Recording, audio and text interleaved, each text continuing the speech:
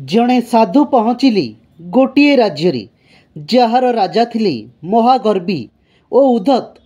से निज राज्य ईश्वर को निषेध कर देथिले। राज्यर लोके केवल तांकु पूजा करने को से आदेश देथिले एवं केही सेमिति न कले मुंड काट हेबार भय थिला।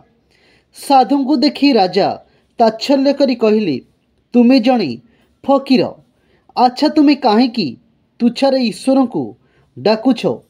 मो राज्य रे से नाही, ए राज्य रे मु हेउची ईश्वर।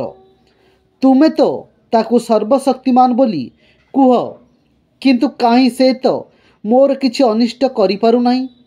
साधु कहली, राजा मो नाम फिरोज, मु एबे जहा कहिबी तापरे आपण मोर मुंड काट करिदेबे निश्चय।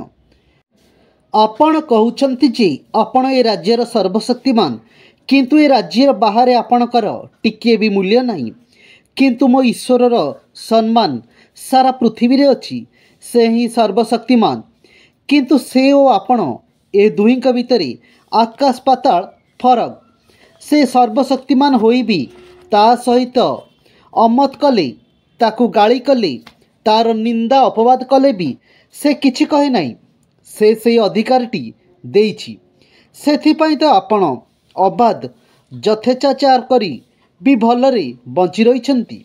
किंतु आपण एमिति ईश्वर जे आपणक सहित अमत हेले आपण मुंड काटी दियंती। मो ईश्वर महान, आपण नुहंती। राजा अत्यंत कुपित होई साधु को बंदी कले और मुंड काटर आदेश देले। किंतु से संध्या बेलकू तांका मन बदली जाइथिला। फिरोजंक कथारे जो सत्यता झटकुथिला, तहिरे राजांका मन भी बदलिबा आरंभ कला। से फिरोजंक मुक्त करने सहित तांका शिष्य रे परिणत हेले।